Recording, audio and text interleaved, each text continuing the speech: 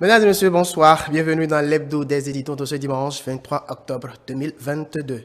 Candide Azanaï et Guy Mitokpe ont définitivement rompu les amarres depuis le 12 avril 2022. Au cours d'une émission le week-end dernier, le président du parti Restaurer l'Espoir a brisé le silence sur cette rupture que d'aucuns croyaient amicale, voire négociée. Mais c'est sans compter sur la furie du bouillant président du parti Restaurer l'Espoir qui fait de troublantes révélations sur celui qu'il le considère comme son mentor. Avec mes débatteurs, nous allons en parler dans cette émission. Le gouvernement du président Patrice Talon, en conseil des ministres en date du 19 octobre dernier, a décidé de la mise en place d'un fonds de développement des arts et de la culture en remplacement du fonds des arts et de la culture. Nous aborderons également la volonté du gouvernement béninois avec l'appui de ses partenaires comme les États-Unis pour lutter contre le terrorisme dans notre pays. Et pour opiner sur toutes ces thématiques, je reçois sur ce plateau Moubarak Assoumolo, il est rédacteur en chef du quotidien Le Meilleur. Moubarak Assoumolo, bonsoir. Bonsoir, monsieur Sir. Chers confrères, bonsoir. Voilà, merci. Laurent Roland, Tony Inkes, vous êtes journaliste chroniqueur à IDEN-TV. Sir Tossa, bonsoir. Bonsoir aux amis téléspectateurs. Merci de répondre à notre invitation. Merci à vous aussi. Marc Goudjanou, bonsoir. Oui, bonsoir Sir et bonsoir à nos amis de télé. C'est Voilà, un plaisir d'être avec vous. Vous êtes directeur de publication du quotidien Info au Zénith. Alors, tout de suite, nous allons entrer dans le vif du sujet. Guy Mitokpe, l'ex-secrétaire général de Restaurer l'Espoir, s'est prononcé sur ses liens avec Candide Azanaï lors de son adhésion le mercredi 12 octobre 2022 au parti d'opposition Les Démocrates. Reçu dans l'émission d'une chaîne de télévision de la place le dimanche 12 octobre dernier, le président de Restaurer l'Espoir a fait des mises au point à son secrétaire général. Laurent Roland Toninkes, c'est vous qui avez proposé ce sujet. Pourquoi il a retenu votre attention? Alors d'abord, je voudrais revenir sur une expression que vous avez utilisée dans votre introduction parlant de troublantes révélations du président du parti Restaurer l'Espoir. Je voudrais bien me surprendre en croyant que vraiment que c'est des révélations assez troublantes. Moi, j'estime que sur la question, pour moi, Candide Azanaï est dans la diversion, tout simplement. Vous savez, on a vu comment est-ce que Candide Azanaï, par le passé, qualifiait Guy Mitokpe, comment est-ce qu'il reconnaissait les prouesses de Guy Mitokpe, comment est-ce qu'il avait même dit que pour les élections législatives de 2019 à Cotonou, que Guy Mitokpe allait plier les députés, qu'il viendrait les ramasser. Et donc, quand on a quelqu'un comme cela à côté de soi, qui a été de tout soutien pour vous, qu'on ne le veuille pas, je veux bien qu'on aille en arrière pour faire une analyse sur Candide Azanaï. Oui, allez-y très rapidement. Alors, il a été dans le parti Renaissance du Bénin, bien évidemment. D'abord, il a parlé dans un des audios que j'ai entendu, parce qu'il parle du travail que Guy Mitokpe devait aller travailler, entre certaines choses. Mais moi, je voulais dire d'abord, en 90, quand il était rentré en politique, il avait 31 ans. Est-ce qu'il travaillait? D'abord, quand il allait dans la Renaissance du Bénin, qu'est-ce qu'il a fait partie? Pourquoi est-ce qu'il est parti? Parce qu'on a vu la progression de Candide Azanaï, chaque fois, il s'arrange pour critiquer le pouvoir en place, il rentre dans le système, après il ressort. Il a cette manie de toujours monter le peuple contre les partis au pouvoir. Il l'a fait depuis 90. Et donc, quand Guy Mitokpe décide de quitter son parti et de se débrouiller, en tout cas pour se retrouver ailleurs, c'est normal que ça lui fasse mal. Parce que ce qu'il a pu faire aux autres, pour le faire mal à un moment donné, le jeune lui fait ça et ça l'énerve. Et donc, vous voulez dire que c'est la réponse du berger à la bergère? Bon, oui, dans une certaine mesure. En fait, pas réponse du berger à la bergère, mais c'est-à-dire que ce que vous semez, vous moissonnerez. Il a semé la trahison à un moment donné dans son parcours politique. Et donc, si aujourd'hui il estime que le jeune l'a trahi, le jeune n'a pas dit toute la vérité, pourquoi il se plaint? Il n'a qu'à regarder, aller se mirer dans une glace pour dire, mais moi-même qui parle personnellement, est-ce que moi, je n'ai pas de faille? Est-ce que moi-même, je n'ai pas eu des comportements non sincères avec des gens par le passé? Donc, et puis, non seulement ça, quand il se comporte aussi, aujourd'hui, il a cette manie de créer de la méfiance. De discréditer les gens en réalité. Il l'a toujours fait. On l'a vu sous Mathieu Kékou, sous Baliaï Bouni. Il l'a fait en créant la méfiance, en discréditant Bouniaï dans une certaine mesure. Et sous Patrice Talon, il a commencé le même schéma. Et moi je dis, et quand il vient souvent, la plupart du temps, c'est de nous avancer des concepts philosophiques. Alors qu'en réalité, on va vous croire, Candide Azanaï est dans la diversion. Pour moi, il est dans la diversion. Il veut en fait discréditer les jeunes et en même temps amener les gens à détester le parti des démocrates sous prétexte qu'ils ne sont pas pour autant partie de l'opposition. Alors qu'en réalité, c'est lui qui est, en fait, pour moi, est un piège pour l'opposition. Parce que pour moi, je ne le vois pas sincère. J'ai comme l'impression qu'il ne rend pas service à l'opposition, qui sera peut-être au service d'autres personnes. Voilà, on vous aurait compris, Loré, on vous aurait compris. Marc Goudjanou, quelle est votre lecture de cette actualité-là? Bon, c'est vrai que je partage en à partie les suivre, analyses bien sûr, de Laurent. C'est ce que vous semez et que vous récoltez. Exactement. Mais l'autre chose, c'est qu'il faut d'abord reconnaître à Kandid Azanaï que c'est un grand acteur politique. D'accord. Et c'est quelqu'un qui a, au fil des années, acquis de l'expérience, d'accord. Et cette expérience lui permet aujourd'hui de jouer le jeu politique à sa façon à lui, quand même, pour qu'il puisse toujours garder cette image qu'il a, c'est-à-dire celui qui est toujours là à quand même troubler un peu la quiétude de ceux qui sont au pouvoir, d'accord, et de vouloir faire partie de ceux qui partagent les idéaux du peuple.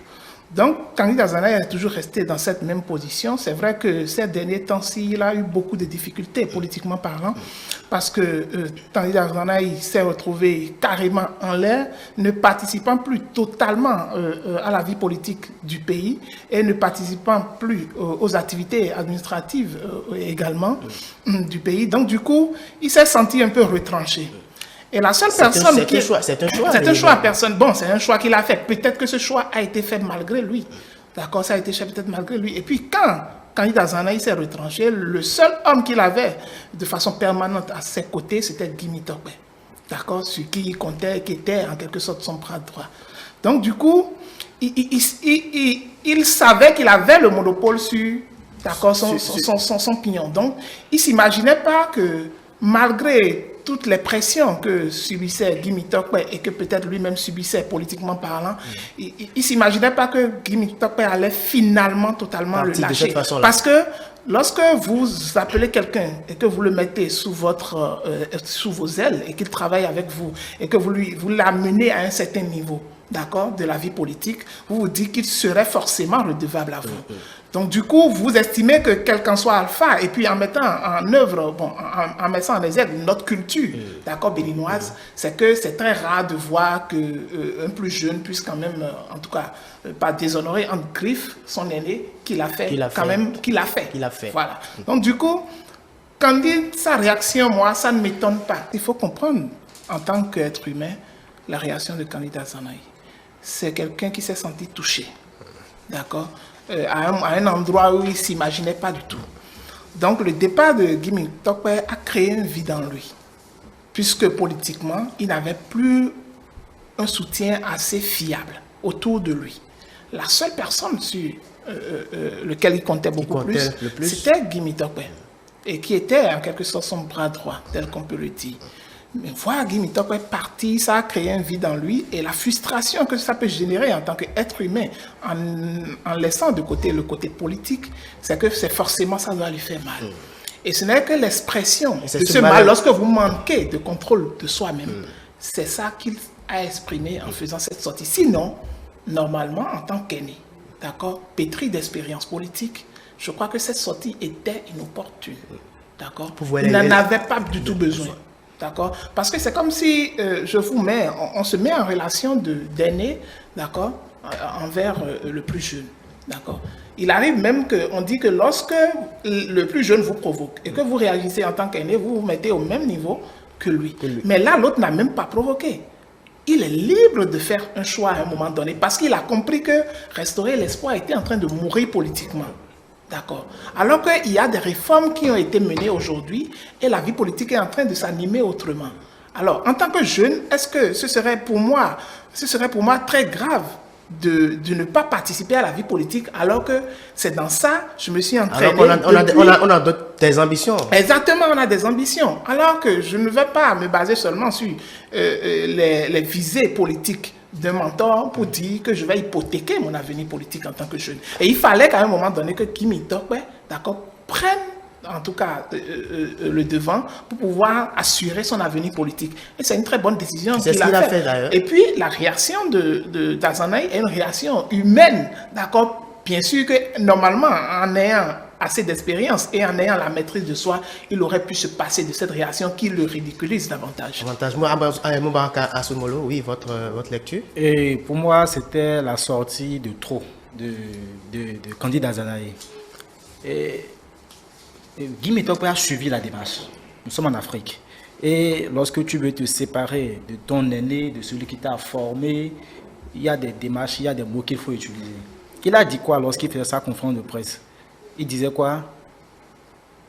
Candide Azanaï, c'est mon mentor. Il m'a tout appris. Mais nous avons échangé de façon répétée, longuement.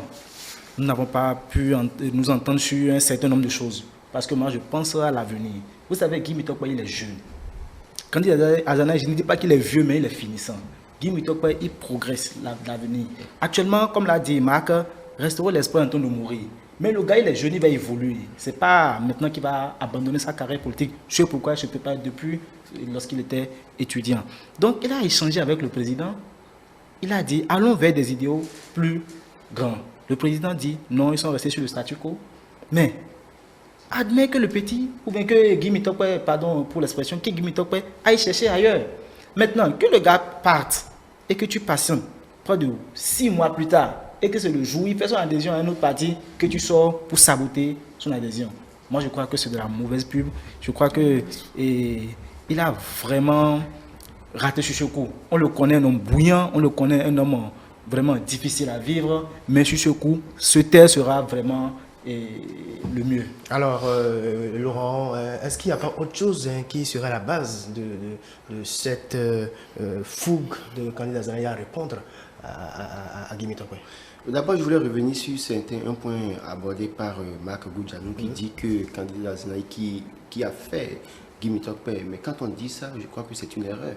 Il faut voir le parcours de Guy Mitokpe. Il a été responsable étudiant à l'université. On sait combien il traînait les foules derrière lui.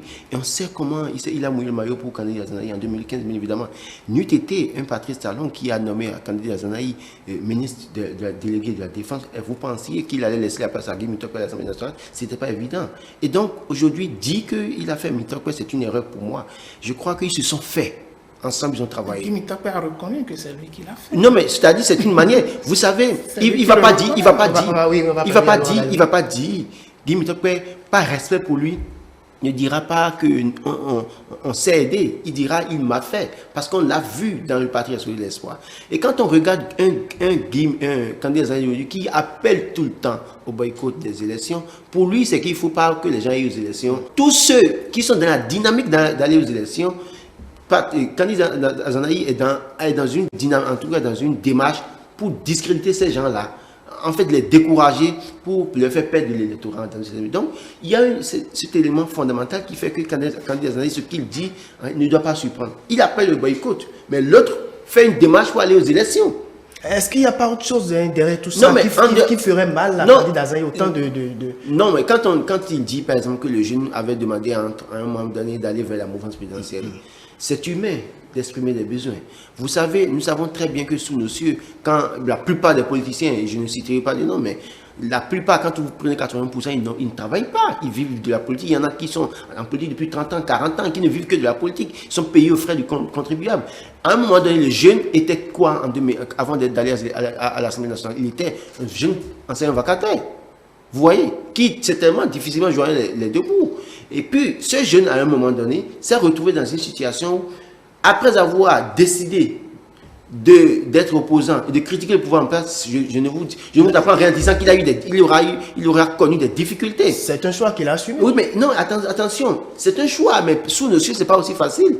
Parce que vous savez que quand c'est comme ça, tout est bloqué pour vous. Donc, il a eu certainement des difficultés à un moment donné. Peut-être qu'il a eu envie d'aller vers la mouvance réellement pour survivre, parce que beaucoup en politique aujourd'hui, quand vous prenez UPBR, quand vous prenez UDBN, Moël Bénin, PRD, je sais quoi, autant qu'ils sont dans cette formation politique, combien sont-ils à y aller avec conviction? Ils sont là-bas parce que ce n'est pas mieux, veulent survivre dans une certaine mesure. Donc, à un moment donné, le jeune peut avoir cette ambition d'aller au bord, à la table du roi pour avoir sa part. Mais même si tu as dit ça en coulisses et qu'à un moment donné, dans son processus, tu te rends compte qu'il n'est pas pu aller là-bas et qu'il est allé vers l'opposition, je crois que, comme l'a dit Moubarak, c'était une sortie de trop. Candide Azanaï n'avait pas autre chose que de la boucler purement et simplement et de laisser le jeune travailler pour son avenir politique. Parce que lui nous a montré depuis 1990 qui il est. Qui il est. Donc, Chaque élection, on a vu comment il se métamorphose, comment il cherche à créer la distraction, comment il cherche à créer la méfiance au sein de la classe politique. On sait comment il s'arrange après pour dire encore, pour revenir sur sa décision, pour dire n'importe quoi. Donc à votre avis, candidat Azana, il doit accepter que Guy Mitokpe aille voir ailleurs. Mais il doit pouvoir accepter. Alors, si lui, il est en train de finir, ils ont dit c'est un parti mourant. Si tu es parti politique et que chaque fois tu appelles au boycott, en 2019, boycott, 2020, boycott, 2021, boycott, 2023, maintenant, il appelle encore boycott. Finalement, qui va animer la classe politique? Merci, on vous a compris. Marc Goudjanou, Mitokpe est venu me dire à plusieurs reprises, je veux me rapprocher de la mouvance. Vous pensiez que c'était trop bien de sortir, de faire ces révélations? Bon, tout à l'heure, je l'avais déjà dit que candidat Zanaï, en tant qu'aîné et en tant que pétri d'expérience en politique, ne devait pas faire cette sortie-là. J'aurais même aimé la démarche si c'était peut-être rapproché d'Éric Rondeté, par exemple, d'accord? Et entre eux, en coulisses, ils auraient pu discuter de cette question pour dire, ok, voilà, c'est mon jeune, c'est moi qui l'ai fait en partie, d'accord, politiquement parlant. Aujourd'hui, il s'est retrouvé vers vous, mais en temps, il me disait qu'il va aller se retrouver vers la mouvance. Faites attention. Maintenant, faites attention et sachez où poser les pas avec lui. Et puis, n'ignorons pas, quand Laurent a abordé le sujet tout à l'heure, il dit, candidat Zanaï, il y a quelqu'un qui se métamorphose, d'accord? Alors qu'on sait que Guy Mitokpe est resté sous candidat Zanaï. Ça veut dire qu'à un moment donné... ses choix. Exactement. Donc, à un moment donné, personne ne sait si Guy Mitokpe va se métamorphoser ou pas.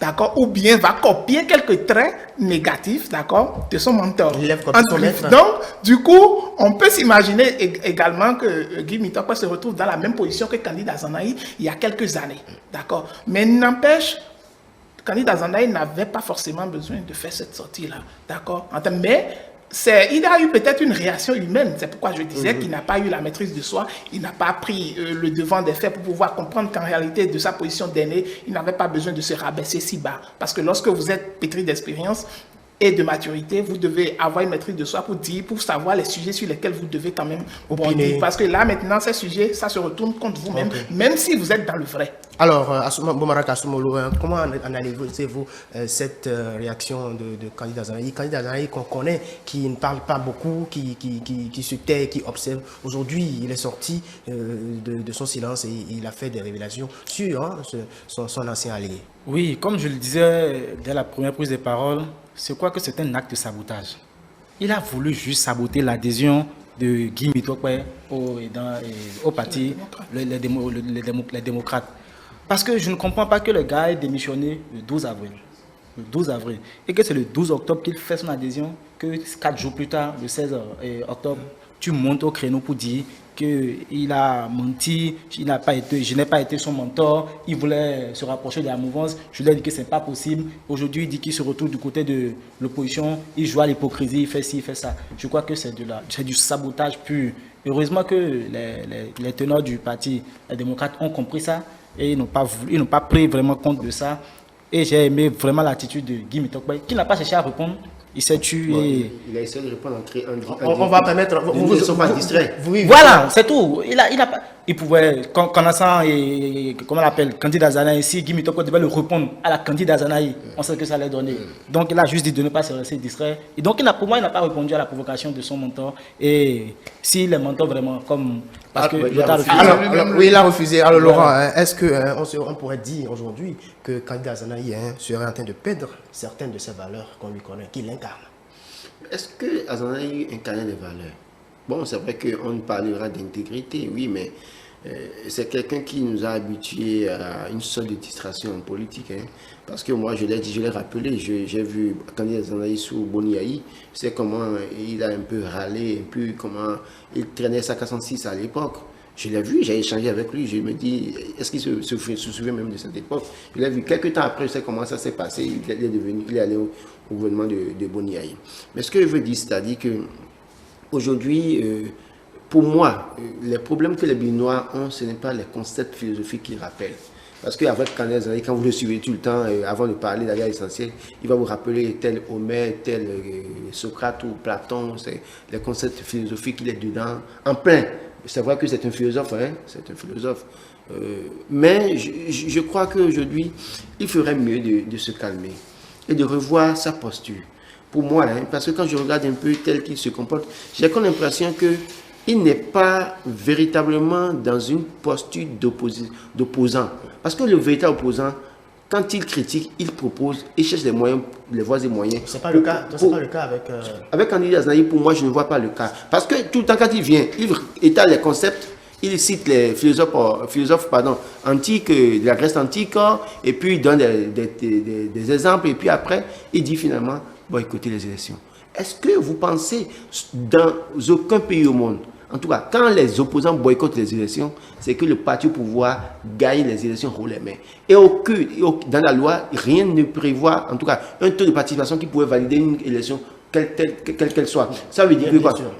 En 2019, quand il a appelé au boycott, il a dit ce qu'il les élections. Il y a eu les élections. On a beau dire que c'est 15% de taux de participation. C'est validé. Donc s'il dit boycotter et que les opposants aussi, aujourd'hui, vous allez comprendre que quand vous voyez dans l'opposition, il y a ceux qui se font appeler les opposants de principe, à Gossa et sa clique. Il y a ceux qui sont opposants modérés, constructifs, Toleba et sa clique, et opposants modérés qu'on peut attribuer à Rumpé et sa clique. Et puis lui, opposant philosophique dans une certaine opposition philosophique dans sa manière de faire les choses. Et il y a ceux qui se font appeler les vrais opposants résistants qu'on peut attribuer en réalité aux démocrates dans une certaine mesure. Donc, déjà à ce niveau, il y a un problème. Et vous allez voir qu'il n'est plus proche d'aucun des courants politiques de l'opposition. Donc, c'est-à-dire que vous rejoignez Moubarak qui disait que Kandidi Aznaï, il est finissant. Mais il est finissant. Il est finissant. Quelqu'un qui n'a plus d'âme, qui voit qu'il n'a plus d'âme, il sait qu'avec Restaurer l'espoir, il va aux élections. Même si on ouvre les élections à 100 partis au Bénin, qui n'aura rien. Il le sait. Et donc, c'est une fuite en avant que de dire de boycotter. Et pour ça, il veut entraîner tout le monde dans ses erreurs pour que tout le monde se retrouve dans la même situation que lui. Et les gens doivent faire attention avec lui. Voilà, Marc Goudianou. Exactement. Oui. Je crois que je partage la chute de Laurent. C'est vrai que Azanaï sait que politiquement, c'est vrai que son parti existe légalement. Comme beaucoup d'autres partis, l'UDBN, Moël Bénin, ainsi de suite.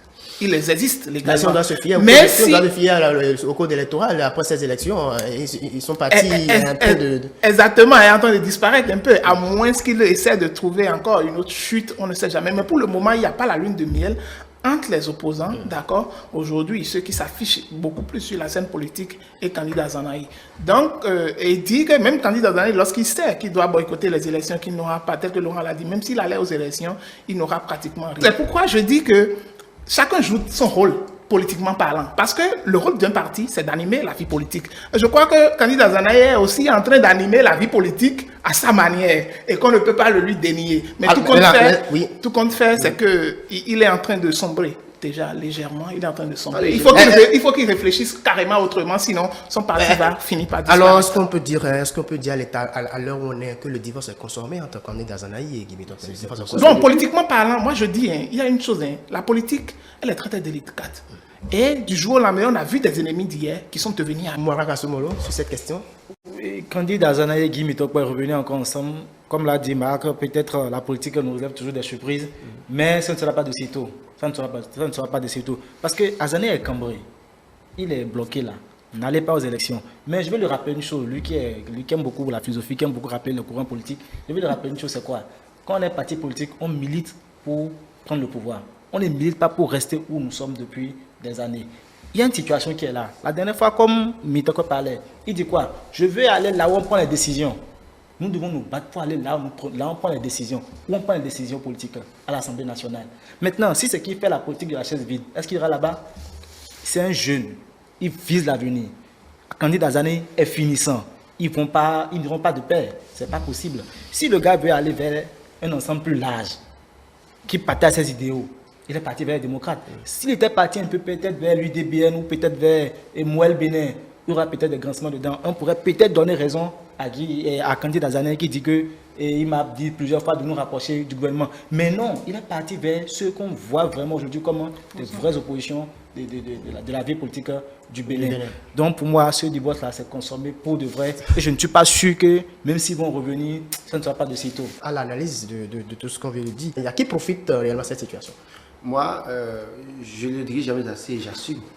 Pour moi, Kandidi Aznaï, dans sa posture, ne rend pas service à l'opposition. Vous savez, quelqu'un qui aborde la question politique, la vie politique des Béninois, mais qui va nous plonger d'abord dans les livres de philosophie pendant pratiquement 30 minutes d'abord, avant de venir vous dire que tel système est mauvais, sans faire de proposition. J'ai comme l'impression, et moi je le dis, il le fait pour discréditer le Parti des démocrates. Et il y a déjà une communication contre le Parti des démocrates à un moment donné pour dire que les démocrates, parce que Boniaï s'est rapproché des partis salons et qu'ils ne seraient plus opposants et qu'il faut faire attention avec eux. Et quand il voit le jeune aller vers cette formation politique et qu'il dit que les jeunes est venu le voir d'abord pour lui parler des autres formations de la mouvance présidentielle et qu'on lui aurait claqué la porte et que lui, il savait que ce que candidat Zanaï, Guy Mitokpe rencontrait là-bas. Parce que si je le prends au mot, lui, il connaissait ce que faisait Guy Mitokpe, comment. Lui qui a dit, j'ai fini avec eux, je ne travaille plus avec eux, je ne cause plus avec eux là. Comment sait-il ce que Guy Mitokpe allait rencontrer? Ça veut dire que, pour moi, là, ce monsieur, il faut faire très attention avec lui. Il est dans un jeu flou. Marc Bodianou, à qui profite finalement de cette situation, Guy Mitokpe ou candidat Zanaï? Bon, je crois que cette situation, ça ne profite pas du tout ni à l'un ni à l'autre. Et pourquoi? Parce que avec Azanaï, lui sait déjà qu'il est déjà à terre, politiquement parlant. D'accord? Or, en faisant cela, il ne rehausse pas du tout son image. D'accord? Il détériore encore un peu plus son image. Et de l'autre côté, Guy Mitokpe qui est en train de se réinventer politiquement en s'associant avec les démocrates, où il vient de s'intégrer, mais dont le mentor invite les autres à le regarder avec suspicion. Donc du coup, ça amènera, même si les autres ne le diront jamais, ça amènera également les autres membres du parti à avoir un peu plus de réserve sur certaines questions avec Guy Mitokpe. On est au Bénin, ne nous leurrons pas. Ils auront forcément un peu de réserve. La méfiance. D'accord, ils auront la méfiance avec Guy Mitokpe. Donc du coup, cette sortie qu'il a fait, ça n'arrange pas beaucoup du tout, parce qu'on ne sait pas ce que Guy Mitokpe et candidat Zanaï se sont dit dans les coulisses bien avant la démission. Et après la démission, peut-être que candidat Zanaï attendait vraiment pour voir de quel côté Guy Mitokpe allait plancher. Pour agir. Voilà, pour agir. Effectivement, c'est pourquoi, juste peut-être après la démission, il n'a rien dit. Il observait, il attendait. Il dit, il va aller où? Il va aller où? Je vais attendre qu'il parte d'abord avant de réagir, alors que ça n'arrange aucun des camps. De toutes les façons, aujourd'hui, je crois que ce n'est pas encore désespéré que peut-être certains ténors des démocrates, d'accord, ou d'autres membres de l'opposition puissent encore aller discuter encore avec candidat Zanaï, d'accord, pour qu'ensemble, ils puissent quand même mener un combat ensemble. Pas seulement à ce que candidat Zanaï aille s'isoler politiquement, mais ce n'est qu'ensemble qu'on est plus fort et qu'il oublie ses idées philosophiques et revienne à la réalité. Oui, moi je pensais que candidat Zanaï, voulant ridiculiser ou voulant saboter l'adhésion de Guy Mitokpe au Parti des démocrates, l'a fait du bien. Parce que, généralement, je ne cache rien lorsque je le dis, le Parti des démocrates, très peu de télévision couvre leurs événements souvent. Mais grâce à cet événement, cette sortie de candidat Zanaï, plusieurs chaînes de télévision en parlent à travers les débats. Donc je crois que c'est également une petite pub qu'il a fait, en voulant peut-être mal faire, il a fini par bien faire. Alors, juste quelques secondes pour clôturer ce sujet-là, Laurent. Juste un mot pour clôturer ce sujet. Je crois que les gens doivent faire suffisamment très attention avec candidat Zanaï. Il est dans une posture assez floue. On se pose la question de savoir s'il est au service de la population béninoise. Les Béninois ont besoin d'une certaine chose que le gouvernement est déjà engagé pour le social. Patrice Talon l'a rappelé, nous l'a dit le 23 mai 2021 à Porte-Nouveau. Et donc, le gouvernement met en place des stratégies pour que le social soit une réalité. Et donc, il y a cherté de la vie, il y a construction de modules de classe, il y a un certain nombre de choses qu'il faut réaliser pour la population. C'est de ça que les Béninois ont besoin. Et ils veulent des opposants qui prennent la parole pour opiner sur ces questions-là, plutôt que de rappeler chaque fois les concepts philosophiques à nos points finis. On n'en a pas besoin. Merci. Et je peux renchérir pour dire que l'animation de la vie politique d'un parti politique ne passe pas forcément par le fait de pouvoir tirer à bouler sur le pouvoir en place. Ils peuvent également encourager certaines initiatives du pouvoir, par exemple. Lorsqu'on parle de l'assurance santé, par exemple, s'il y a des choses qui sont bonnes et qui sont faites, Je crois que même en tant qu'opposant, on peut vulgariser la chose, sensibiliser les populations. D'accord, c'est de ça qu'on a besoin réellement. Et puis, dès que ça ne va pas, vous montez au créneau, vous dénoncez. Mais lorsque vous êtes seulement dans la dénonciation, sans apporter un grain de solution, d'accord? On fait des propositions. On fait des propositions quand même. Là, on sent que vous êtes une opposition constructive. Mais si vous êtes toujours, tout le temps dans la destruction, je crois que ça n'arrange pas les citoyens. Voilà, merci Marc Boudianou, Moubarak Soumolo. Aujourd'hui, ça brouille entre Guy Mitokpe. Non, pour moi, pour mon mot de fin, je dirais que quoi, Guy Mitokpe, qu'il continue sa dynamique. Candidat Azanaï, pour moi, il est finissant, à moins que demain il vienne nous dire qu'il va aux élections. Et je veux le rappeler, lui qui aime toujours les concepts philosophiques, le gouvernement politique, c'est quoi? Quand on a un pouvoir, quand on a un parti politique, on milite pour prendre le pouvoir. On ne milite pas pour faire la politique de la chaise vide. Voilà, merci beaucoup, chers amis. On va aborder l'autre sujet sur cette émission, bien évidemment. Le Bénin et les États-Unis ensemble pour lutter efficacement contre le terrorisme. Un appel à l'expertise des États-Unis de la part de notre pays pour renforcer les capacités des forces armées béninoises. Moubarak Soumolo, aujourd'hui le terrorisme, le Bénin appelle à l'expertise des États-Unis. C'est vous qui avez proposé ce sujet, pourquoi? Oui, merci. Tout ça, et si... D'abord, lorsque j'ai vu la conférence de presse où entre les Béninois et les Américains, on est en train de signer un protocole d'accord ou bien quelque chose pour nous aider à vraiment vaincre ce phénomène qui, depuis près de 3 ans, a déjà commencé par gangréner notre pays, je me suis dit, waouh, ça c'est très bien pour le Bénin, parce que nous n'allons pas seulement nous blottir sur un seul partenaire historique que nous connaissons, la France. Nous pouvons aujourd'hui diversifier nos partenaires. Et je crois que les États-Unis d'Amérique ont les moyens, ont la logistique pour vraiment nous aider à faire le job. Je crois que avec ce partenaire, le Bénin vaincra rapidement ce phénomène qui est vraiment en train de nous pourrir la vie. Alors, Laurent, aujourd'hui, le terrorisme semble avoir, dans le cité, dans le septentrion. Aujourd'hui, le gouvernement, avec ses partenaires, ont décidé efficacement de lutter contre ce mal-là. Votre lecture? Je crois que c'est une bonne nouvelle parce que quand on regarde le nombre de policiers qui sont tombés sur le champ de bataille, dans le nord, le nombre de militaires qui sont tombés sur le champ de bataille, les dégâts causés par ces terroristes, quand on regarde tout ça et quand on regarde aussi les moyens limités de l'armée béninoise, il faut avoir le courage de le dire. C'est vrai qu'ils ne vous diront jamais qu'ils n'ont pas assez de moyens, mais quand vous allez dans les coulisses, vous avez des informations, il y a qu'ils ont des moyens assez limités. Donc, regardez même déjà les policiers qui nous voient dans la circulation, des armes déjà vieillots, en griffe, et donc alors que le monde a évolué en termes d'armes pour combattre l'ennemi.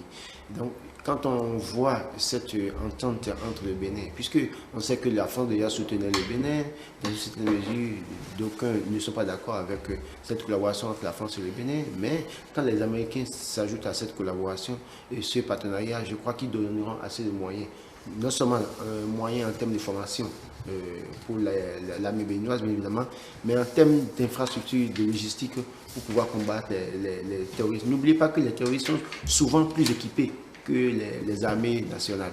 Et donc, c'est pour ça que cette collaboration, on doit l'apprécier et prier que cela aboutisse bien pour enrayer les velléités des djihadistes qui ne cessent de semer la terreur dans la partie septentrionale. Malheureusement, parce qu'on a comme l'impression que c'est la partie septentrionale. Mais dans d'autres pays, ils ont commencé par la partie septentrionale. Ils sont allés dans les capitales. Vous allez voir au Burkina Faso, vous vous souvenez, en novembre 2021, il y a eu 52 décès, donc 49 militaires, je ne sais quoi. Donc, quand ça commence par la partie septentrionale, ce n'est pas que là-bas. Parfois, ils viennent dans les parties méridionales de ces pays. Donc, dans une certaine mesure, il faut encourager cela et prier que les États-Unis ne viennent pas seulement pour former, mais qu'ils donnent les moyens à l'armée béninoise pour que nous puissions repousser très loin les limites de ces djihadistes. Oui, Marc Boudianou, oui, votre lecture de cette entente-là, cette collaboration entre le Bénin et les États-Unis, qui vient en appui et en formation et en compétences. Oui, il faut dire que sur le sujet du terrorisme, les États-Unis ont une grande avancée parce qu'il faut reconnaître que depuis les attentats du 11 septembre 2001, où les États-Unis ont été sérieusement ébranlés, ils ont revu leur politique vis-à-vis du terrorisme. Et il faut remarquer que la zone dans laquelle nous sommes, c'est-à-dire la zone sahélienne, d'accord, est une zone qui est fortement utilisée par les terroristes, en prenant par le Niger à côté, qui est une porte d'entrée facile, d'accord, sur le Bénin, d'accord. Mais ce qui est remarquant, c'est que ces terroristes, ils surfent sur la psychologie, d'accord, même des propres habitants de ces régions-là, qui partagent en tout cas une confection religieuse particulière et sur laquelle ils surfent pour pouvoir quand même attaquer la psychologie de ces habitants-là, pour pouvoir les utiliser à atteindre leurs fins. Vous avez compris que même récemment, des individus ont été arrêtés, d'accord, au nord parce qu'ils collaboraient en réalité avec ces terroristes-là.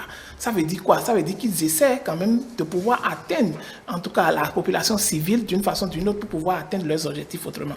Les États-Unis disposent de grands moyens, d'accord, autant que notre premier partenaire, qu'est la France, mais pour pouvoir quand même combattre ces djihadistes-là.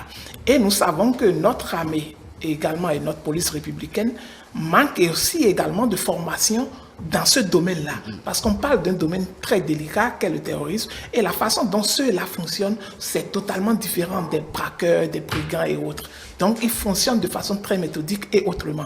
Vu l'expérience des États-Unis, vu l'expérience peut-être de la France aussi, nous avons besoin de ceux-là pour pouvoir nous former, nous donner le logistique nécessaire quand même pour pouvoir combattre ces djihadistes-là, parce que je le disais sur une émission, je dis, on n'a pas forcément besoin d'envoyer nos troupes dans la région frontalière, forcément, pour pouvoir contrôler le déplacement de ces djihadistes-là, pour pouvoir, en tout cas, anticiper sur leur réaction.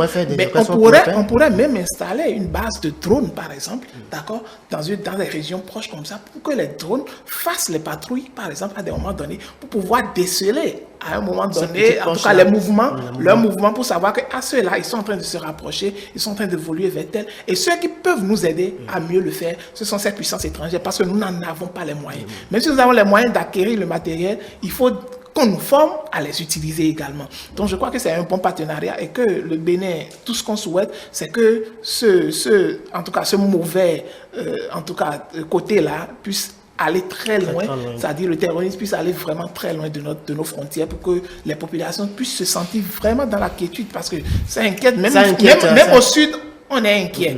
On est inquiet parce que tel que Laurent l'a dit, lorsqu'ils essaient d'atteindre par le nord, par exemple, c'est qu'ils peuvent mener des opérations de façon spontanée au centre ou bien vers le sud et se retirer calmement. Et pourquoi pas même se sacrifier, puisqu'on sait de quoi ceux-là sont capables. Alors, Moubarak, l'objectif de cette coopération, ce serait la formation et le renforcement des capacités. Vous pensez que c'est suffisant pour nous?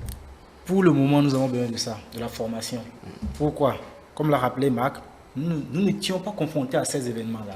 C'est récent pour nous. Nos forces de l'ordre, nos policiers, nos militaires n'ont pas l'expérience du combat contre les djihadistes. Même si c'est vrai, ils vont souvent en mission dans d'autres pays où ils participent à travers l'ONU ou participent à cette opération. Ils n'ont pas été confrontés à ça encore au Bénin, où ils sont appelés à repousser un ennemi invisible. C'est ça le problème. Ce n'est pas la guerre conventionnelle où nous avons l'équipe A en face et l'équipe B de ce côté, les deux vont s'affronter. Le gars, c'est pas comme ça. C'est une nouvelle forme de guerre. C'est plus que même la guérilla. Parce que la guérilla, au moins, on sait qu'ils vont se dire, ça c'est plus que la guérilla. Même à côté de vous, peut-être que ce gars est contact avec quelqu'un de l'autre côté de la région, où on a la psychologie, il peut devenir déjà une bombe à retardement pour vous. Donc, c'est d'abord chercher à former nos soldats béninois, à détecter d'abord ces petits trucs-là, à traquer ces gens-là juste dans leur retranchement. Et le second volet, c'est quoi? La logistique. Nous avons besoin de la logistique. Quoi qu'on dise, c'est vrai, le gouvernement fait beaucoup pour nous donner les moyens de combattre ces gens-là, mais ça ne sera jamais suffisant par rapport à ces gros partenaires qui ont déjà, les États-Unis d'Amérique combattent le terrorisme depuis 2001, avec ce qui s'est passé en Afghanistan et un peu partout. Donc, ils ont la logistique à travers les drones, à travers les satellites qu'ils peuvent. Ils ont des moyens lourds pour nous aider. Donc, je crois que aussi bien la formation que l'aide logistique, c'est un gros partenaire pour le Bénin. Laurent, formation, renforcement des capacités, nos soldats béninois en ont besoin, surtout face à cet ennemi-là. Oui, ils en ont besoin, mais Mac a insisté sur un point, je voudrais revenir sur ce point. Il a parlé de la psychologie des habitants de ces régions-là. Vous savez, quand les terroristes viennent dans une localité, ils surfent sur un certain nombre de choses. Ils surfent sur les faiblesses du pouvoir en place parfois. C'est-à-dire, est-ce qu'il y a des infrastructures socio-communautaires de base dans cette localité? Ils rassemblent les jeunes pour dire, vous voyez, ils sont à Cotonou, ils dirigent le pays, ils sont milliardaires, ils s'enrichissent, mais vous n'avez pas de stade de classe, vous n'avez pas de l'eau potable, vous n'avez pas de centre de santé. Donc, ils utilisent ça pour... Ces jeunes-là, pour leur faire un lavage de cerveau. Voilà, on va y revenir dans le développement de cette maison. Donc, pour l'instant, on va parler de cette... En termes de... On n'a pas besoin seulement de la formation, du renforcement des capacités. Il faut la logistique, ils sont revenus là-dessus. Il faut des armes de dernière génération parce que les terroristes viennent avec des armes sophistiquées. Il va falloir que l'armée béninoise aussi en dispose pour contrer. Quand vous donnez une arme peut-être de vieille de 50 ans, 40 ans, voilà, à un militaire, alors que l'autre vient avec une arme déjà de 2020-2022, vous voulez qu'il fasse quoi? Il ne peut rien faire. Il va tirer, d'abord pour charger même les balles, c'est un problème déjà.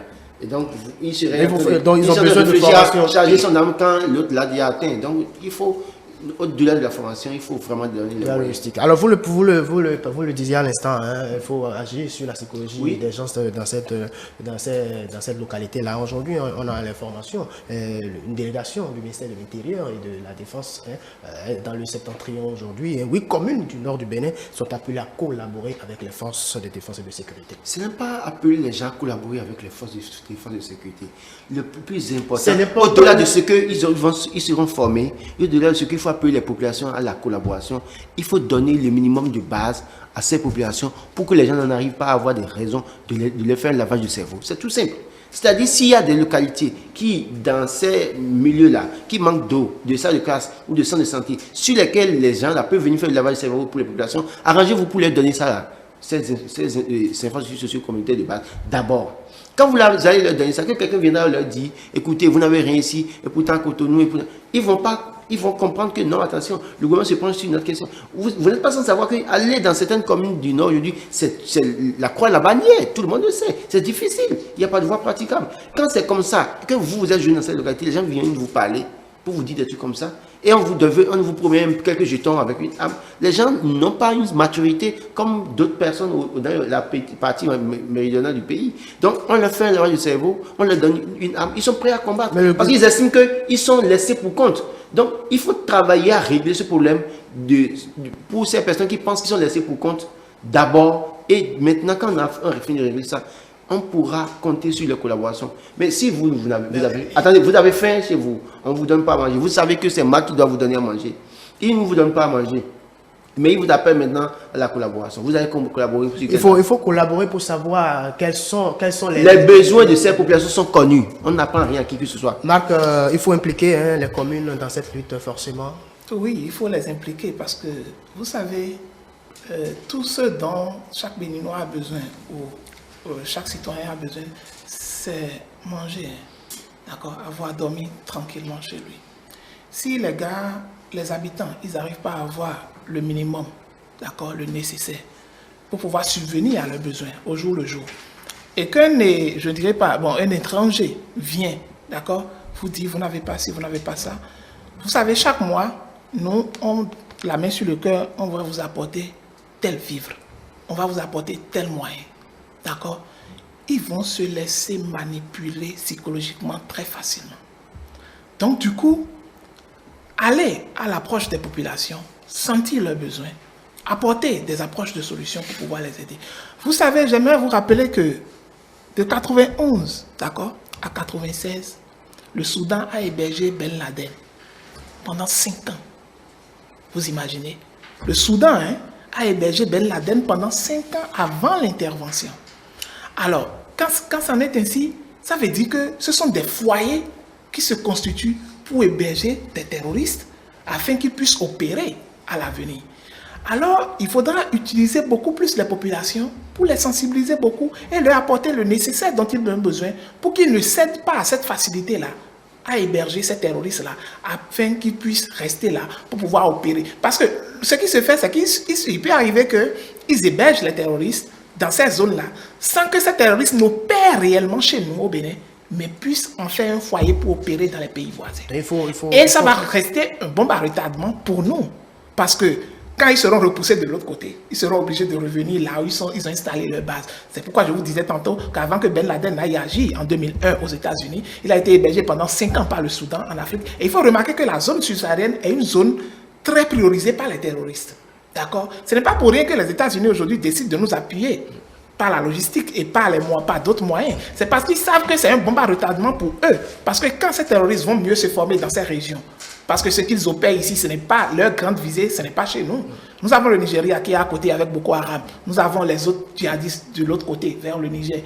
Quand ceux-là vont assez se former dans ces zones-là, c'est pour aller opérer majoritairement où? C'est dans l'Occident.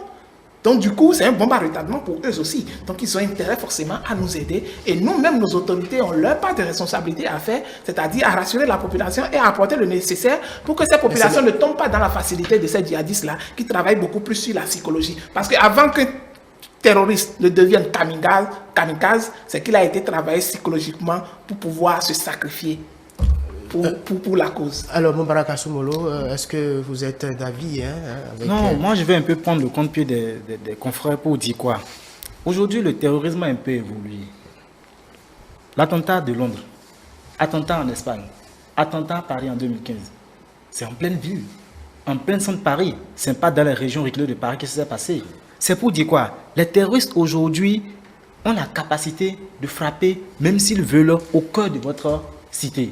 Ils ont cette capacité aujourd'hui. Comme je l'ai dit, la France a subi les conséquences, Londres a subi, l'Espagne a subi, et récemment dans les pays, plusieurs pays d'Europe ont subi ce problème-là. C'est pour dire quoi? Cette sortie qu'a fait le ministre de l'Intérieur pour aller sensibiliser les gens de là-bas, moi je crois que c'est la meilleure stratégie. Si possible, le ministère ou bien le gouvernement peut installer une cellule là-bas ou une base permanente qui à chaque fois feront des rondes de population, de commune en commune, d'arrondissement en arrondissement, de quartier en quartier, et leur parler toujours. Associer les chefs d'arrondissement, associer les délégués, associer un peu les Gongonais, ceux qui ont un peu d'influence dans la zone, les associer dedans pour que à chaque fois le rappel revienne toujours. Ne vous faites pas influencer, ne vous faites pas influencer, ne vous faites pas influencer. Ils nous veulent du mal. Ils ne nous veulent pas du bien. Leur parler à chaque fois. Je crois que ce sera la meilleure stratégie. Ce n'est pas aller aujourd'hui, après on finit de parler, on plie bagage, on repart encore, on attend encore un autre attentat pour retourner encore là-bas. Leur dire non, je crois que ça ne serait pas la meilleure stratégie. La meilleure stratégie, c'est d'être là toujours, permanemment, leur parler, jusqu'à ce qu'on recule totalement la menace. Pour terminer, je dirais quoi? C'est vrai, les infrastructures de base. Lorsque vous n'avez pas ça, ça vous écœure. Et si le gouvernement peut faire l'effort, au moins les quelques infrastructures de base qu'on citait les confrères, à savoir l'école, les routes, je crois que les hôpitaux, voilà, surtout les centres de santé, je crois que ça sera aussi très bien pour les gens là-bas. Merci Moubarak. Il faut sensibiliser quand même pour amener les populations à comprendre cette nostalgie. C'est dans cette dynamique que s'est inscrit désormais le gouvernement. Je n'ai jamais dit qu'il ne faut pas sensibiliser. Il faut sensibiliser, oui, mais il faut régler les problèmes qui se posent à ces populations. Mais le gouvernement, dans cette sensibilisation, par exemple, les populations vont porter leurs besoins et ça va être oui, il faut sensibiliser, je suis d'accord, mais je dis en sensibilisant, régler les problèmes les plus minimes de cette population. Parce que les gens viendront, quand le djihadiste vient avec les sacs de riz, parce que vous savez, ces djihadistes dont on parle, ils sont bien équipés, ils ont des vivres en quantité, en réserve. Donc quand ils viennent dans une localité, et que la personne n'a même pas à manger dans sa chambre, et qu'il donne un carton de sardines, un sac de riz, il lui donne de l'argent avec une arme. Et il lui dit, mais vous voyez, vous êtes ici, vous n'avez pas de centre de santé, tu n'as même pas de médicaments, si tu tombes malade. Il va le faire un lavage de cerveau, il va le manipuler. C'est de ça qu'il parle. Sensibiliser, oui. D'ailleurs, on a l'information. Donc, oui, sensibiliser, mais faites l'effort de mettre en place un système pour régler certains problèmes de ces communautés. Parce qu'il ne faut déjà pas que ces populations, chaque fois, se sentent comme des laissés pour compte. C'est tout le problème. Et maintenant, revenant sur la question des villes dont parle Moubarak, oui, je l'ai dit, j'ai dit, aujourd'hui c'est la partie septentrionale, mais au Burkina Faso à côté, on a vu qu'après ils sont venus à Ouagadougou frapper. Donc, ça veut dire que quoi? Pour prévenir tout ça, en réglant les problèmes d'abord de là-bas, en donnant le minimum aux populations, en les sensibilisant. Il faut revenir maintenant même dans la... Parce que ce n'est pas qu'au nord que les gens sont hébergés. Hein. Il y a des gens qui peuvent être bien hébergés à Cotonou, et à Bomekalavi ou au Porte-Nouveau, sans qu'on ne le sache, qui vont frapper en plein cœur. Donc, il va falloir aussi sensibiliser tous ceux qui sont au niveau des autres parties du Bénin, petites parties méridionales du Bénin, pour leur dire, écoutez, oui, ce qu'on dit là, ça peut arriver. Un terroriste, quand on le voit, ne sent pas que c'est un terroriste. C'est un citoyen comme vous qui circule. Ça peut être un Béninois comme vous, ça peut être un Nigérien, ça peut être un Nigérian, ça peut être un Burkinabé qui circule comme vous, qui est avec vous, qui vient chez vous, qui devient ami avec vous. Il vous écrit peut-être par Facebook ou je ne sais quoi, Messenger, et vous répondez, il vous dit, bon, on est amis, viens chez vous. Pour étudier votre localité, une première fois, il part, il revient, il vous fait des propositions, parce que d'ailleurs, il vient chez vous, vous ne travaillez plus, mais il vous prend en charge tout le temps, et vous vivez dans les bonnes conditions, vous rentrez dans les hôtels, il vous cherche les belles filles, il vous donne tout. La plupart, c'est comme ça, ils font avec les jeunes. Donc, il faut sensibiliser sur toute l'étendue du territoire national, mais il va falloir travailler à régler certains problèmes de base des populations. Juste quelques mots pour conclure cette émission. La coopération entre le Bénin et les États-Unis pour lutter contre le terrorisme aujourd'hui au Bénin, c'est une bonne chose. C'est une très bonne chose, il faut encourager cela, et d'ailleurs même travailler à ce que nous puissions avoir d'autres partenariats, parce que le Bénin seul ne peut pas contrer les velléités des djihadistes. On a vu le Mali, le Niger, le Burkina Faso subir ce que c'est que les affres du djihadisme. Je crois que le Bénin, quand on regarde un peu par rapport à ces pays, le Bénin n'a pas autant de moyens comme certains pays que je viens de citer. Il va falloir travailler à renforcer les coopérations, à tendre la main à d'autres partenaires qui peuvent nous aider à donner non seulement la formation, l'information et les moyens pour combattre ces djihadistes. Oui, c'est une très bonne politique. Et ce que moi, pour mot de fin, j'aimerais demander aux autorités d'associer les chefs religieux, les dignitaires et les notables de toutes ces régions-là, parce que c'est eux qui sont en contact permanent avec la population et c'est eux, à travers également leur message quotidien, qui peuvent encore sensibiliser mieux les populations pour que de façon périodique, il y ait quand même une communication entre ces dirigeants, ces acteurs à la base là, avec les dirigeants. Ouais. Moubarak. Oui, moi je crois tu me permets, il faut également motiver les forces de l'ordre qu'on veut former. Oui. Parce que vous allez constater qu'il y a beaucoup de désertions dans la police républicaine ces derniers temps-ci. Donc tous ces problèmes sont liés également. Donc il faut en tenir compte également pour voir comment rehausser le moral de la troupe. Alors merci beaucoup. Oui, Moubarak. Oui, moi je dirais que sur le côté de la communication, mais de l'information, on peut mieux faire. Le gouvernement, même nous les journalistes, le gouvernement peut organiser des séminaires pour nous former. Parce que c'est vrai, c'est nous qui traitons l'information, c'est nous qui donnons l'information à la population. Est-ce que le gouvernement a déjà pensé à un séminaire pour nous former? Vous n'êtes pas habitué à ce genre de phénomène. Est-ce que vous avez déjà pensé organiser des séminaires, former les journalistes désormais pour le traitement de ces informations, orienter plutôt comme ça, pour ne pas créer la psychose au niveau de la population, pour ne pas créer la peur. Moi, je dirais que le gouvernement peut penser un peu à ça de notre côté, parce qu'ils n'ont pas le choix. Voilà, merci beaucoup. Merci beaucoup, Moubarak Assoumou. Le dernier sujet de cette émission, le Fonds du développement des arts et de la culture, qui est récemment mis en place par le gouvernement béninois. Laurent, Tony, qu'est-ce que c'est vous qui avez proposé ce sujet? Pourquoi est-ce qu'il a retenu votre attention? Moi, je me suis posé la question de savoir si c'est le mot développement qui se retrouve dans la définition désormais qui va arranger les choses.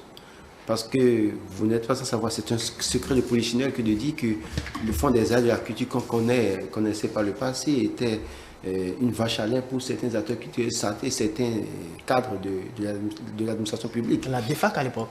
DEFAC, donc, et puis après, on a eu sous partie le FAC, bien évidemment, DEFAC, FAC. Et donc, aujourd'hui, on parle de Fonds du développement des arts. D'accord, c'est bien ça. Hein? De toute façon, je crois qu'il faut travailler à réorganiser cette maison. Parce que c'est l'argent du contribuable qui est censé accompagner les artistes, les acteurs culturels pour la promotion de la culture du Bénin. Mais on sait comment les gens déposent des projets, on sait comment c'est financé, on sait comment ils reçoivent leur partie et on sait comment les autres parties aussi reçoivent leur partie. Je crois que si le développement vient dedans, je veux bien croire que ça va véritablement participer au développement de la culture béninoise, au développement des acteurs culturels et non des gens qui se font passer pour acteurs culturels parce qu'un jour ils ont abordé une question de la culture sur un plateau de télévision, ils se font appeler acteurs culturels, ils vont déposer projet pour prendre de l'argent et pour faire je ne sais quoi. Alors, le gouvernement de la rupture a fini avec toutes cette façon de voir les choses. Attention. On va permettre à Marc Goudalou, vous êtes là. L'action du gouvernement, bien sûr, dans le sous-secteur de la culture, vise l'émergence d'une véritable économie culturelle dans notre pays, source de richesse et d'emploi. C'est au-delà de toutes ces réflexions que le gouvernement a décidé, évidemment, de mettre en place ce fonds des arts, ce fonds de développement des arts et de la culture. Oui, je crois que c'est une très bonne initiative parce qu'on a vu par le passé comment fonctionnait d'abord l'ancienne structure. Et pas seulement au niveau du mot développement, mais il faut également, vous allez constater qu'il y a même eu la promesse de création d'un compte spécial au niveau du Trésor pour pouvoir faire fonctionner cet organisme-là. Et mis à part le fait que le gouvernement puisse contribuer à sa façon, il faut également des acteurs externes, d'accord, qui puissent avoir les orientations et les politiques nécessaires pour que ce fonds-là puisse fonctionner de façon autonome et de façon plus convenable. Parce qu'on a constaté que dans le secteur, il y a eu trop de désordre. Malgré tout ce qui a été essayé pour quand même réaménager le secteur, ça n'a pas apporté un grain de solution. Je crois que tous les acteurs ont été mis à contribution pour cette nouvelle création, que ce soit les chercheurs, les scientifiques, tout le monde a été mis à contribution pour que quand même, lorsque ce fonds a été créé actuellement, que ça puisse vivre convenablement et que ça puisse desservir également un peu le gouvernement dans ses charges d'accords financiers et permettre également à l'essor d'une nouvelle dynamique pour pouvoir permettre quand même à ce que tout le monde soit pris en compte dans la chose culturelle et que l'on n'attende pas tout de l'État. Et bien sûr que tout cela, ça va fonctionner avec le programme d'action du gouvernement qui a déjà tracé les grandes lignes dans ce secteur-là. Et tout cela, ça sera respecté convenablement. C'est ce qu'on souhaite. Alors, Moubarak Assoumolo, il s'agit également de mettre en place un mécanisme de financement de la culture des arts plus souple et plus efficace. Mécanisme de financement, c'est le mot que j'ai retenu. Parce que souvenez-vous, ça existait, c'est le mot juste qu'on a changé. Mais est-ce que ça desservait, que ça servait vraiment aux acteurs de la culture? Ceux qui font vraiment la culture, pas ceux qui sont là-bas parce que, comme l'a dit Laurent, ils ont pas une fois parlé de culture, peut-être ça impressionne quelqu'un, c'est fini, ils écrivent des projets, ils vont déposer par connivence, ils prennent des jetons et puis ils disparaissent. Est-ce que ces fonds-là vraiment vont servir les acteurs, les vrais acteurs de la culture? C'est ça qu'il s'agit. Et je veux croire que le gouvernement vraiment a fait l'effort dans ce sens pour que la structure qu'il a maintenant en place, cette structure soit vraiment huilée, renforcée avec de vrais acteurs pour que le développement de notre culture vraiment commence. Avec tout l'effort que le gouvernement a fait depuis qu'il est arrivé dans le secteur de la culture, depuis 2016 dans le secteur de la culture, je crois que ce fonds, vraiment, si elle fonctionne très bien là, ça fera l'effet qu'on veut. Alors, Marc Goudjanou, nous sommes pratiquement à la fin de cette émission. Juste un mot pour conclure cette émission, parce que le temps est parti. Oui, merci beaucoup, Cyr. Et je ne peux que remercier d'abord ceux qui suivent quotidiennement le télé et qui partagent peut-être pas forcément les mêmes avis avec nous lorsque nous opinons. Je crois que c'est légitime et de toutes les façons, pour tous les sujets qui ont été abordés, je crois qu'on n'a pas le monopole de l'analyse, mais on a apporté en quelque sorte ce qu'on peut apporter pour pouvoir éclairer quelques-uns. C'est un plaisir. Alors, Laurent Anthony, juste quelques secondes pour conclure cette émission. Je crois que il faut remercier d'abord UTL déjà qui nous a fait l'honneur de venir opiner sur ces sujets. Comme l'a dit Marc, nous n'avons pas la science infuse, bien évidemment. Et nos avis, ce sont nos avis qu'on assume, bien évidemment. En tout cas, les miens, je les assume pleinement. Et je voudrais... Encore quelques secondes. Oui, dire qu'il faut que le gouvernement fasse ce qu'il doit faire pour faciliter la tâche aux citoyens. Même s'il y a formation des forces armées, il faut donner le minimum aux populations qui se sentent laissées pour compte dans une certaine mesure. Ça va faciliter les choses, ça va permettre à ce que nous puissions avoir une sorte d'accalmie et que les populations collaborent bien évidemment. Merci beaucoup, Moubarak Assoumolo. D'accord, merci. Et d'abord, merci beaucoup à Sid de m'avoir invité. Je remercie quand même les téléspectateurs. D'abord, sur les sujets, je voulais dire quoi? Je veux également abonder dans le même sujet, le terrorisme. Le gouvernement n'a qu'à vraiment chercher encore d'autres partenaires, si possible, pour nous aider. Et continuer cette collaboration ne fera que grandir le Bénin, faire reculer le Bénin vraiment de ces ces terroristes-là. Merci beaucoup, chers amis, chers débatteurs. C'est déjà la fin de cette émission. Merci de nous avoir suivis. Je recevais bien évidemment sur cette émission 3 confrères. Marc Goudjanou, il est directeur de publication du quotidien Info au Zénith. Moubarak Assoumolo, rédacteur en chef du quotidien Le Meilleur. Laurent Anthony, qui est journaliste chroniqueur à Eden TV. Merci de nous avoir suivis. Vous pouvez nous retrouver également sur l'ensemble de nos plateformes digitales, notre site internet etelebene.com, notre page Facebook Etele en direct, notre compte Twitter Etele Live, notre chaîne YouTube Etele Bénin et en direct via notre application iOS et Android Etele Bénin. Etele avec vous, pour vous.